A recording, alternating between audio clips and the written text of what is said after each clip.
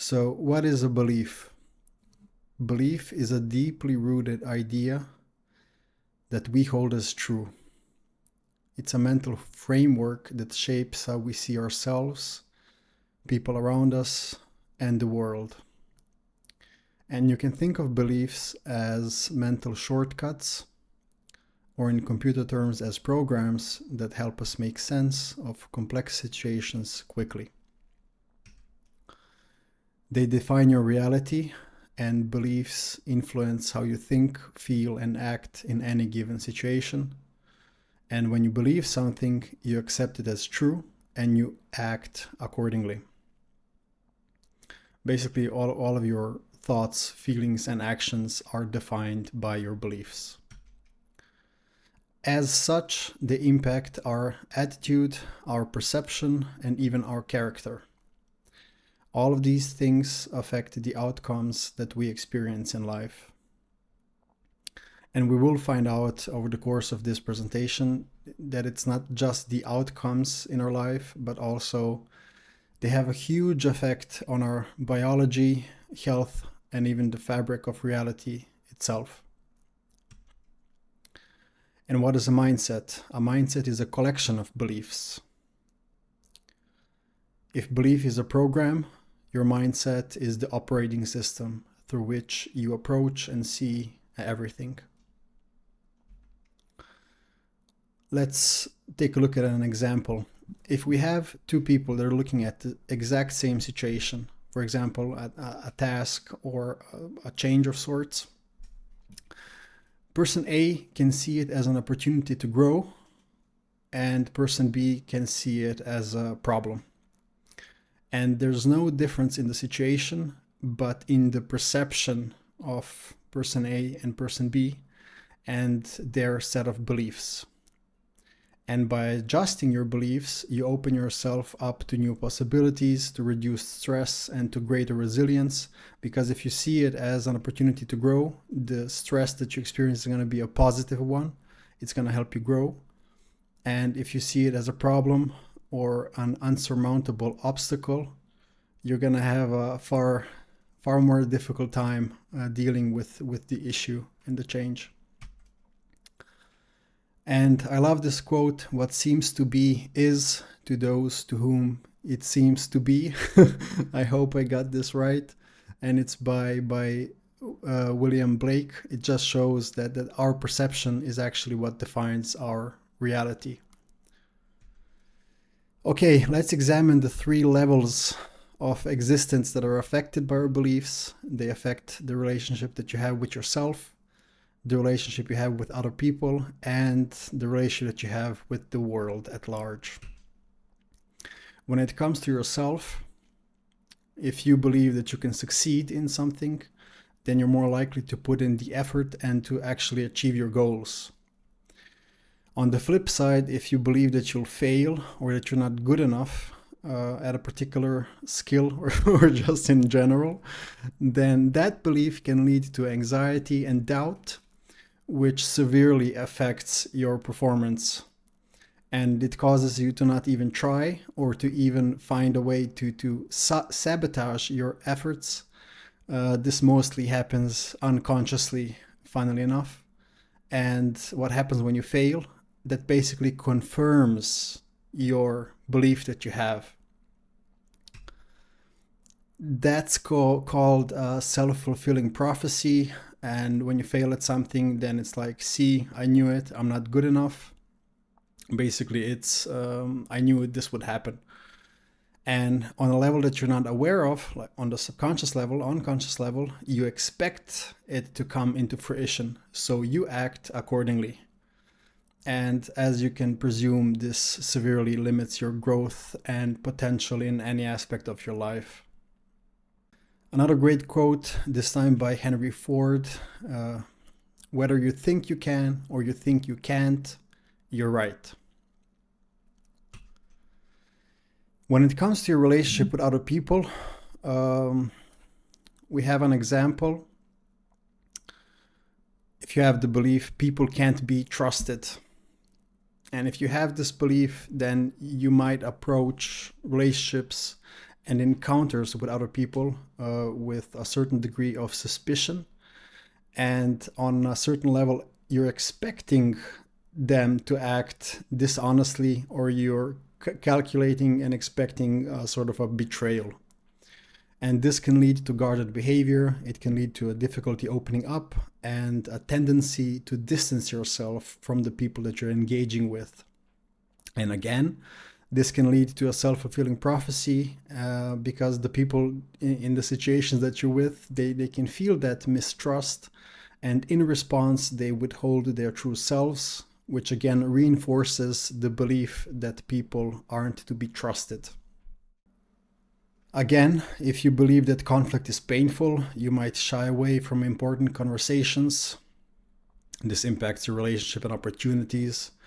Or if you have a set of beliefs that lead to you always seeking approval from others, then you're making choices that are not really your own, but you're doing what other people expect you to do. Example with the world, if you believe that the world is a dangerous place, then you might see even neutral events as threatening. And again, we have the self-fulfilling prophecy. Or if you believe that the world is a supportive place, then you're likely to notice positive opportunities and helpful people. And this is called the confirmation bias. Confirmation bias means that once you have a certain belief, you unconsciously seek out information that confirms that belief, and you ignore the information that contradicts it. That means that our minds are looking for patterns that align with what you're expecting to see based on your beliefs, and that shapes how we see and interpret our experiences. It acts as a feedback loop, which means that your beliefs get confirmed and sink even deeper, which can lead to the formation of core beliefs. Core beliefs are deeply ingrained ideas or assumptions that people hold about themselves, others, and the world, and they're the foundation for other beliefs, making them extremely challenging to change. Now we have some examples of beliefs. I am capable versus I am not good enough.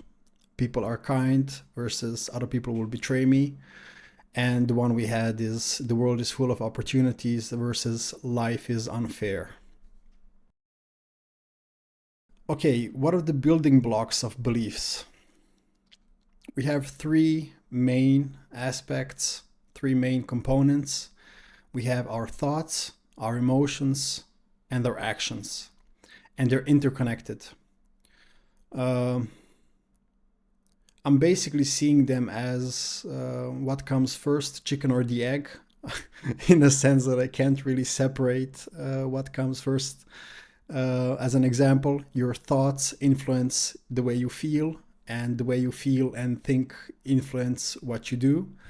So all of them work together to create a belief.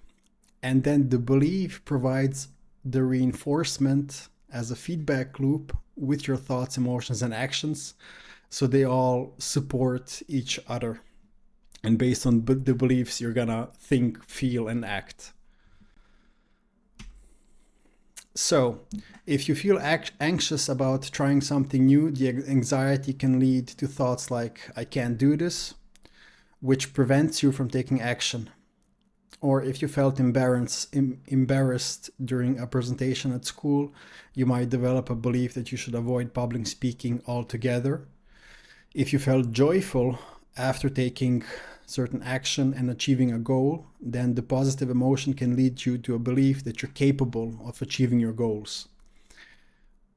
And another one, if you repeatedly participate in sports and get good results, you may come to believe that you're athletic. Basically, your actions provide evidence for your beliefs and reinforce them. And this is like kind of a loop, just to see how it's all interconnected. And you can see beliefs have a special place in the loop because they're impacting everything else and getting feedback from it, which then confirms it even further.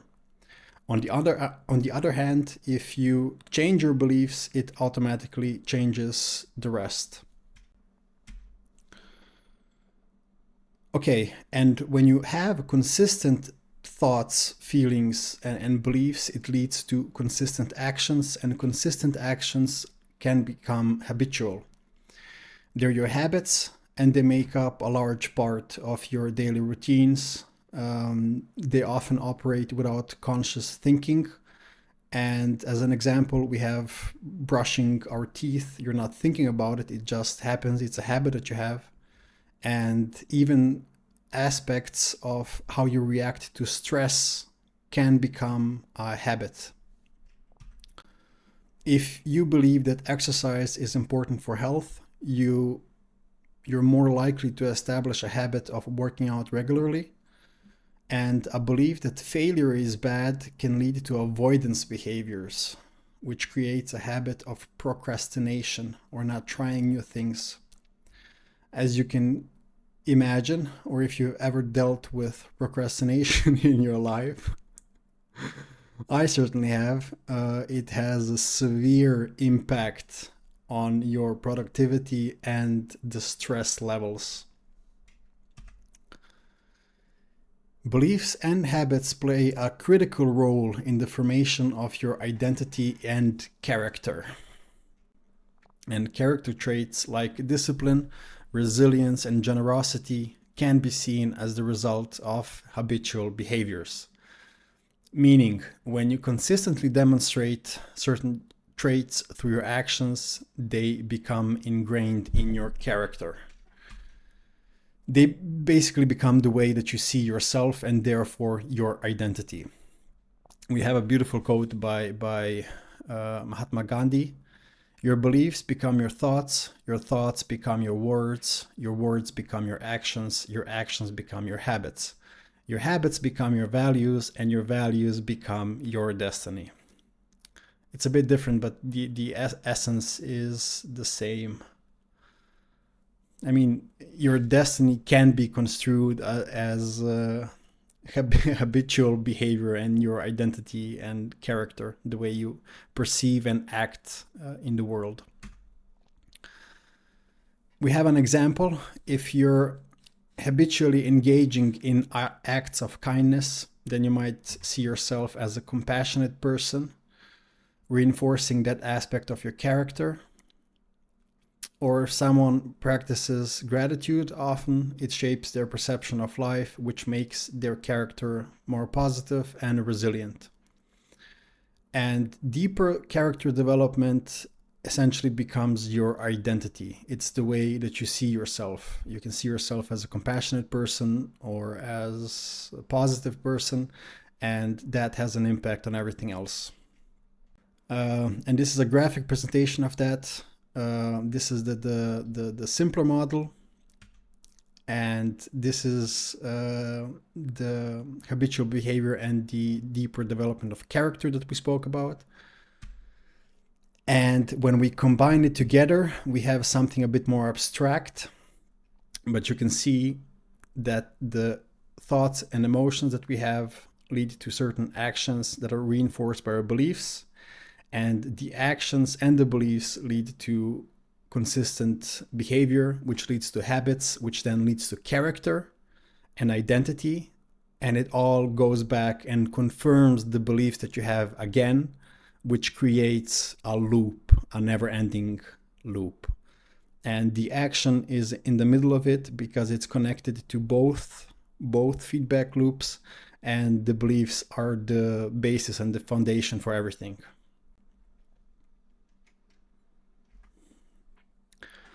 So through repetition, your behavior becomes hardwired. It becomes like a program that turns on automatically, like with the habits and the brushing of the teeth. It becomes a part of who you are and what you hold true about yourself. Interestingly, this is also reflected in the physical body. When you repeat a behavior, thought, or action, there's neural pathways in your brain that are activated consistently. There's also something that's called neurogenesis, but I think it's in one of the chapters ahead. Essentially, repetition strengthens those synaptic connections and pathways in your brain, and over time, the brain prioritizes these pathways because they become the most efficient route for information to travel. So, the more that you use a pathway, the more engraved it becomes, which makes it easier and faster to use in the future. What happens then? Engaging in a habit requires less conscious effort or energy. This is why you can brush your teeth and tie your shoes without much thought. To break a habit, you must disrupt the old pathway by consciously avoiding behavior and replace it with a new behavior. Over time, this can create a new synaptic imprint while the old one weakens, and this is a process called synaptic pruning. Here's the thing. Not all beliefs are based on facts. Many beliefs that we have do not serve us and are not beneficial to us. Some beliefs are empowering, like the belief that we're capable of learning and growing, and others can hold us back, like the belief that we're not able to change or that certain goals are out of reach. There's a name for them. First, we have the limiting beliefs. They come in the form of I can't or I'm not, and they hold you back from reaching your potential. Often they stem from negative experiences, expectations, and doubt. And limiting beliefs are fear-based, which means they come from the fear of failure, rejection, or judgment. As you can imagine, they have a profound effect on your self-esteem and confidence. Some examples: I'll never be able to change, I always fail at new things, I don't belong here, money is hard to come by, I don't have what it takes to succeed, and I'm just not a creative person. Luckily, we also have the opposite of limiting beliefs. They're called empowering beliefs, and they start with I can or I am. They support your growth and potential, and they can lead to embracing challenges as opportunities for growth, increased resilience, and higher self-esteem and confidence. Basically, they encourage you to take action because you believe that you can do something. Here are the opposite examples of the ones we had. I can learn and improve. Every failure is a learning opportunity. I have unique contributions to make. Money is abundant. I have the resources to support to achieve my goals. And I can tap into my creativity and explore new ideas. Here's a fun exercise. Try to identify your limiting beliefs. If you understood the concept, it's basically some ideas that you have about yourself that limit you. If you haven't yet thought about it, try and give yourself 5 minutes and write something down. I know the first time that I did this exercise, I wrote down like 33 limiting beliefs inside of 10 minutes, and it's scary to a degree. It's scary to see how much stuff can come out of you that, when you think about it, severely impacts you on a level that you don't even understand. And in a way, it's a huge relief because you get the opportunity to see like the opponent. You can see the hidden aspects of yourself, and when you see them, it's a bit easier to handle them and to find a constructive solution for them. Okay, so when it comes to the formation of the beliefs, there are two main ways. The first one is repetition and reinforcement. Basically, the more that you hear or experience something, the more likely it is to become a belief. We also have the emotional impact, and those are experiences that provoke strong emotions which accompany key experiences in your life. The emotional impact plays a huge role in the formation of beliefs. The higher the intensity of the emotion, the higher the impact of the belief. if we need an example to understand this a bit better,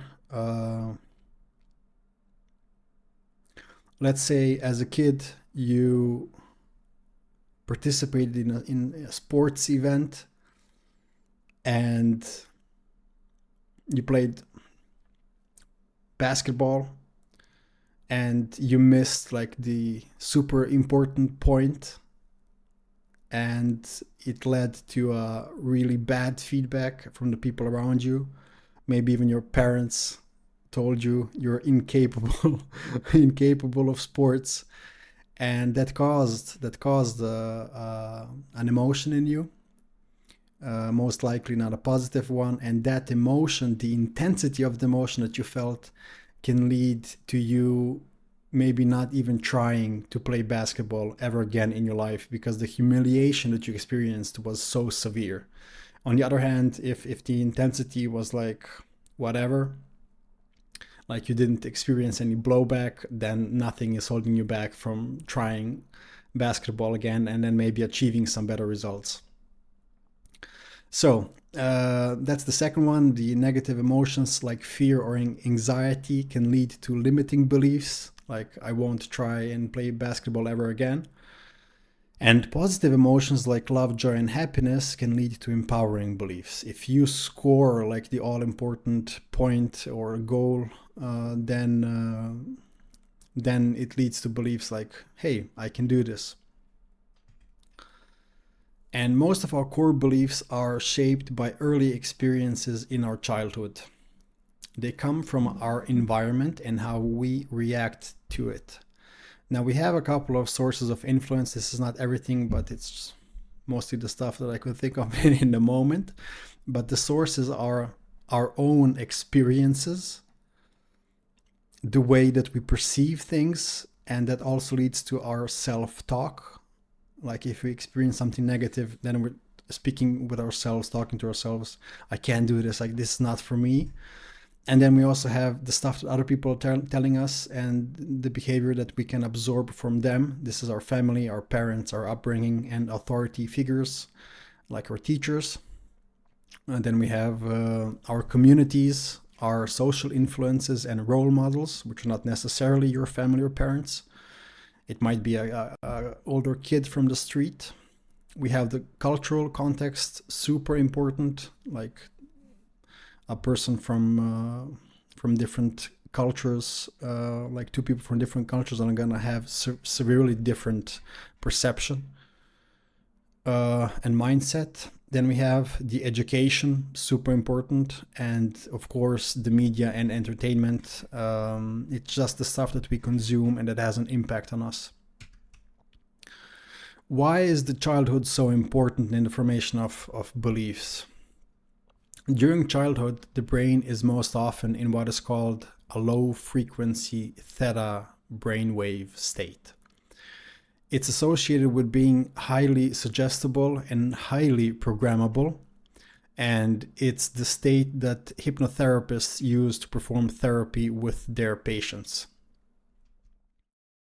Brainwaves, like a short crash course, are electrical signals produced by the activity of neurons communicating in the brain, and they can actually be measured using an EEG. I'm not even gonna try and read what it's actually called. But the main thing to understand is brainwaves are categorized by the frequency, which is measured in hertz. And we have different frequencies and they correspond to different states of consciousness. The most common brain wave states, and I sorted them based on their speed, like from the slowest to the fastest. First of all, we have the delta waves, which are associated with deep sleep and restorative processes. Then we have the theta, which is light sleep, deep relaxation, creativity, and intuition. It's the one that's most dominant in our childhoods. We have alpha waves, which is a relaxed yet alert state, conscious. We have beta waves, which are associated with active thinking, problem solving, and focus. we're most often like in our wakeful states, or while we're doing anything, we're most often in our beta wave state. Also, we have gamma, which is a high level of cognitive functioning, and peak performance states. You can think of an athlete or like someone performing at a high level. They can be found in a gamma wave state. Now, both adults and children have variations which range from delta to beta and even gamma in special cases. And there's Dr. Lima, who describes this progression in brainwave activity based on our development stage. When a child is born, and between birth and 2 years of age, the human brain is predominantly in the stage of delta brain, in a state of delta brain wave. And even though delta is the predominant one, they also have babies also have like a periodic bursts of higher EEG activity. A child after 2 years of age, between the ages of 2 and 6, is most often in the theta brain wave state. And the theta state makes children highly receptive to new information and ideas. Children can download incredible volume of information that they need to thrive in their environment. Like young children observe the environment and download or absorb the wisdom that is shared by their parents and by their environment directly into the subconscious memory. So if a parent, it doesn't necessarily have to be something told to the child. Child is just absorbing everything that is happening around them. So even if a parent expresses a limiting belief about themselves, the child might absorb that and adopt the belief as their own. And this often happens without even realizing it. As a result, the parent's behaviors and beliefs become the behavior and the beliefs of children. Children are like sponges. They're soaking up ideas, values, attitudes, behaviors, and beliefs from the environment. And all of this happens without the critical filtering that develops later. Now, given the precision of this recording system, imagine the consequences of hearing your parents say to you when you were a child, "You stupid child, you do not deserve things, you will never amount to anything, you never should have been born," which is on an extreme spectrum, and you're a sickly, weak person. I mean, childhoods vary. During early development, the child's consciousness is not evolved enough to critically assess the statements, and without the critical filter, the comments by our parents are downloaded directly into the subconscious mind. And once it's downloaded, or once it's programmed into the subconscious mind, these facts that we have been told are accepted as truths about ourselves, and they shape our behavior and our potential throughout our entire life. They have a lasting impact on us.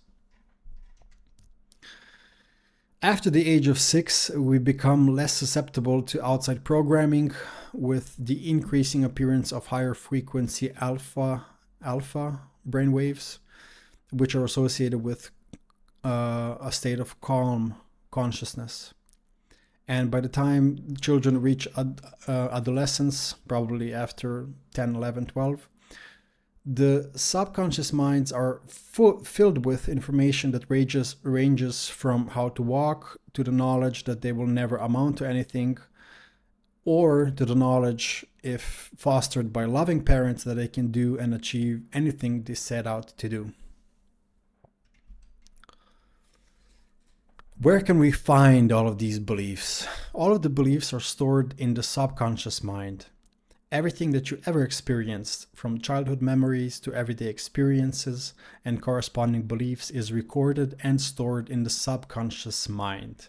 It's the memory bank of your programs, and the capacity is virtually unlimited, and it permanently stores everything that ever happened to you.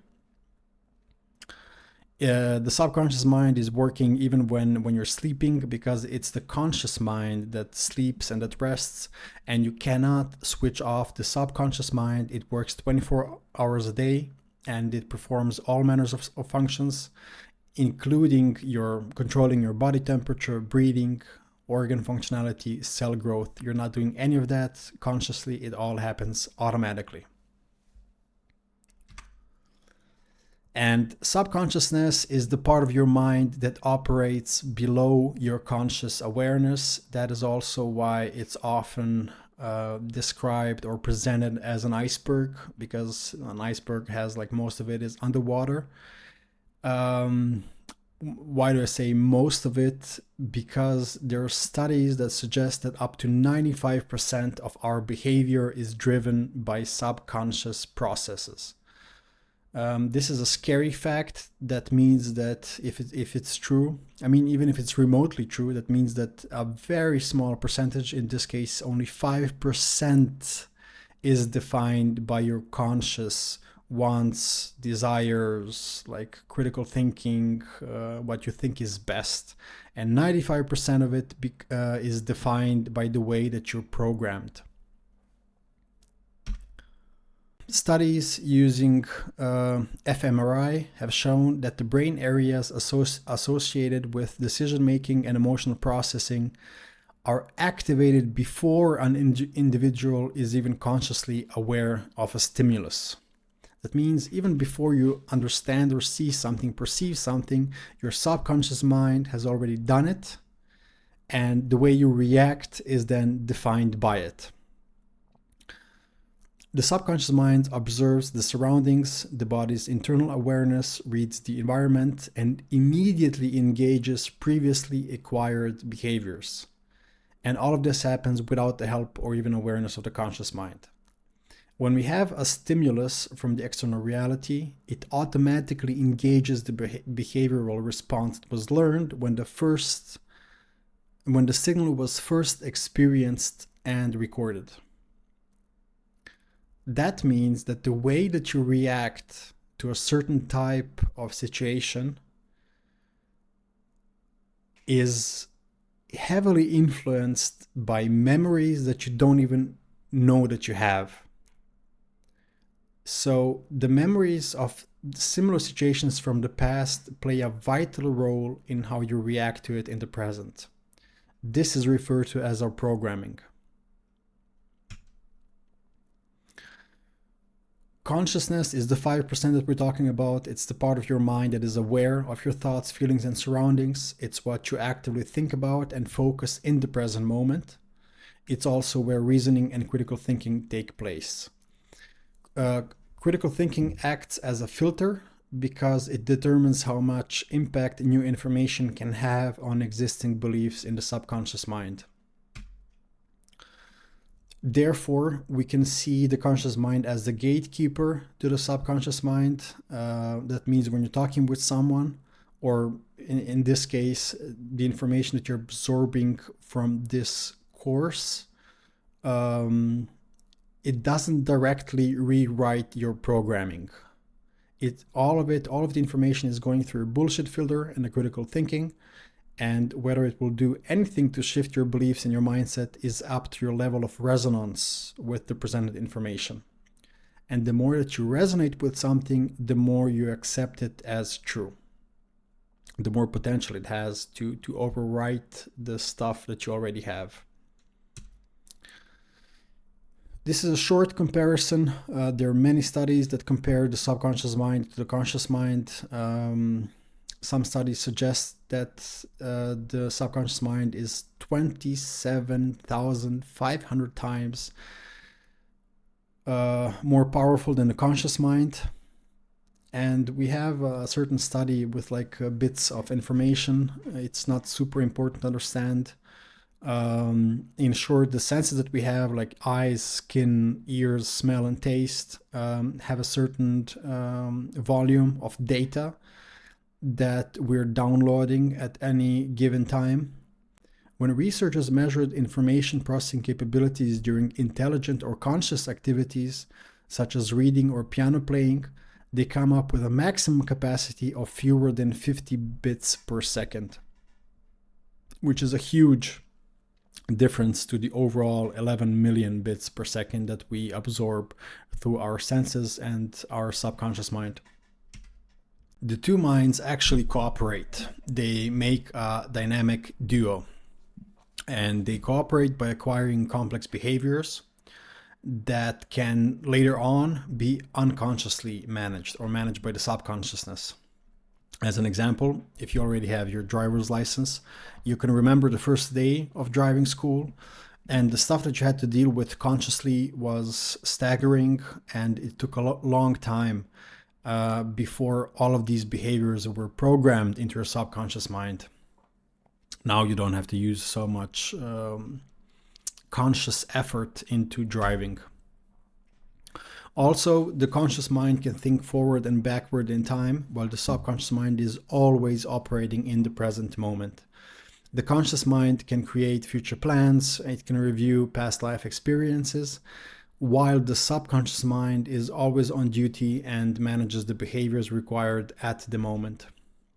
The subconscious programming takes over the moment your conscious mind is not paying attention, and you can have great ideas and plans for the future.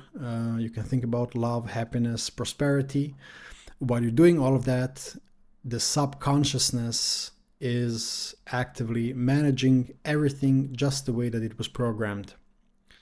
And the thing is, our programming or our learned behaviors and beliefs that we acquired from the environment or our parents may not support the goals that we have currently or the goals that we think about consciously.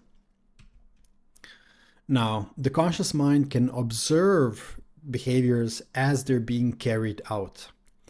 As pre-programmed behavior is unfolding, the observing conscious mind can step in, stop the behavior, and create a new response. The conscious mind offers us free will, which means that we're not just victims of our programming, we can actively do something about it. So they form a feedback loop, the conscious and the subconscious mind. And as an example, if your subconscious mind holds a limiting belief, it leads to conscious thoughts, feelings, and actions that reinforce that belief. However, if you consciously challenge a limiting belief, you can start reshaping your subconscious programming. How does this work? It's incredibly difficult to stop impulsive subconscious thoughts from occurring. They come from a part of the brain that reacts faster than the conscious thought. However, you can't choose how you react to the stuff that's coming from below the surface. As a result, beliefs are a choice. The moment that a certain automatic behavior comes up from the subconscious mind, as soon as you're conscious of it, it's no longer a compulsion, it's a choice.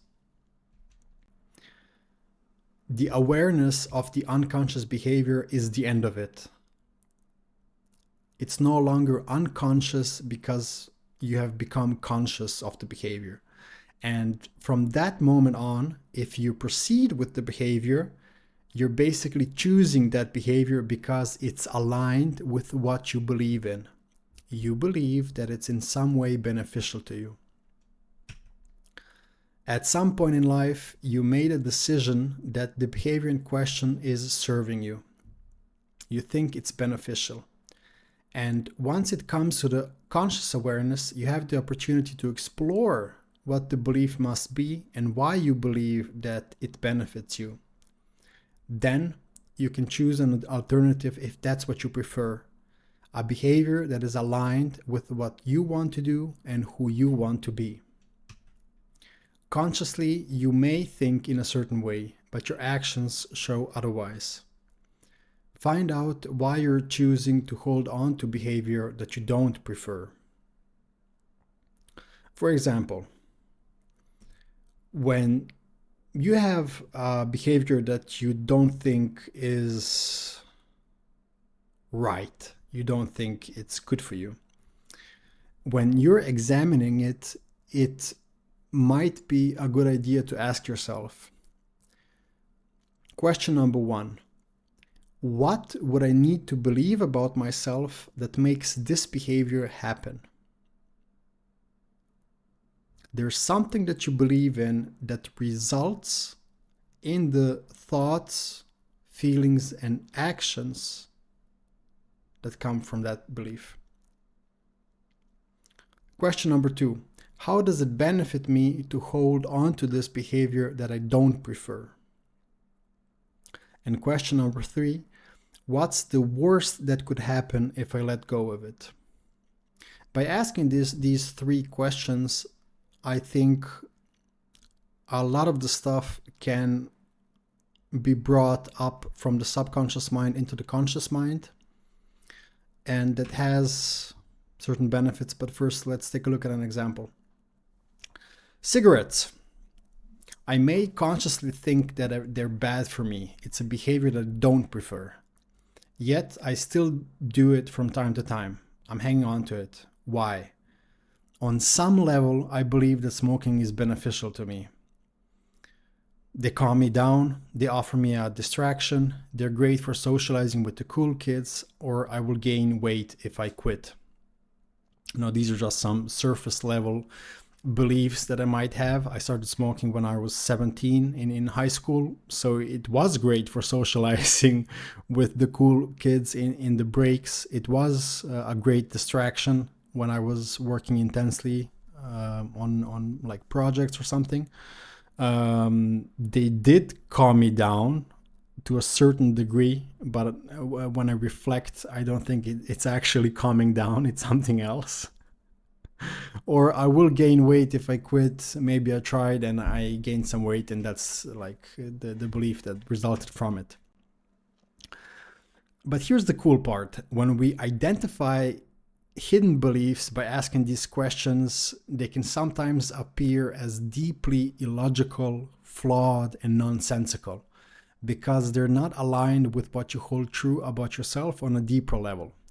Simply put, they won't make any sense. And as soon as you realize that the beliefs that you have don't make any sense and that they're deeply illogical, the belief is released. Like just by identifying the beliefs that you have and seeing it as ridiculous, that can very often release the limiting beliefs that we have been holding on to for a long time. In other words, you don't see it as true anymore and you're not resonating with it. Moments of hardship are the best time to identify limiting beliefs. They give you the best material. Why? Because when you come to a point of a difficulty or a hardship, it's 99.999% connected with certain beliefs that you have, and that's the time to dig deep and to scratch under the surface and see what's not aligned with who you truly are or what you want to do. Now, this exercise that we went through is helpful, and many limiting beliefs can be pruned in this way. However, to be able to successfully implement it takes a lot of honesty, reflection, and introspection. And it also works with the portion of beliefs that are brought to your awareness. That means at times it can be very difficult to find the exact belief that is causing the behavior. For example, the smoking cigarettes one, I'm certainly not proceeding with the smoking because of my belief that I will gain weight if I quit smoking. There's something deeper under the surface that is causing me to proceed with such a behavior. They offer me a great distraction, they calm me down. These are all good and fine, but essentially it's not the core belief upon which these other more superficial beliefs are built upon. So we need to, when we're reflecting, if we just scratch the surface, then we won't be able to eliminate the behavior, because the core belief that activates the behavior is still hidden. And it's like a house of cards. By identifying and releasing the core belief, all others that are connected to it crumble as well. But if you don't find the core belief, you're just scratching the surface and the underlying cause is still present. To take it back to the cigarette stuff, I mean, cigarettes, like any addiction, are somewhat complicated topic.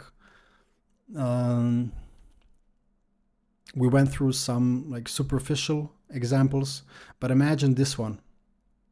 Belief, I am not safe. I am not safe.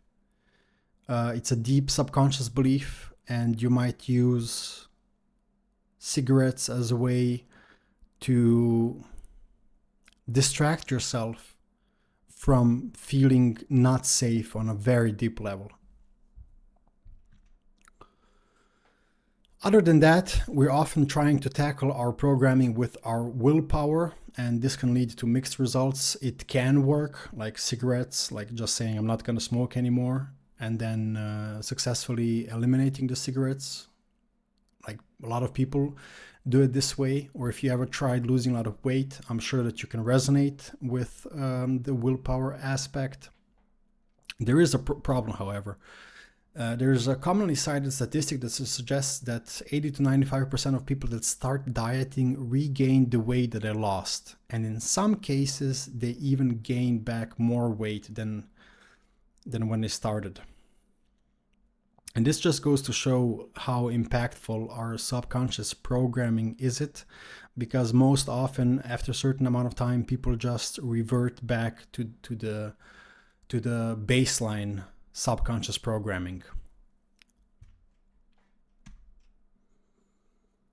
And the mind can be torn between the conscious and the subconscious mind, and I have an extreme and a very literal example of this. But tensions between the conscious willpower and subconscious programs can result in serious neurological disorders.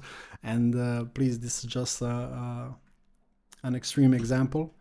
There's the Australian pianist David Helfgott, and he played like a very difficult piano concert.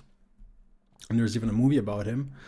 And it shows the conflict between his conscious mind wanting success and his subconscious mind concerned that being visible and being internationally recognized was life-threatening. As he advances through the concert, he consciously tries to fight and to stay in control, while the subconscious mind, fearful of winning, tries to take control of his body. Now, Helfgott tries to consciously force himself to maintain control until he plays the last note.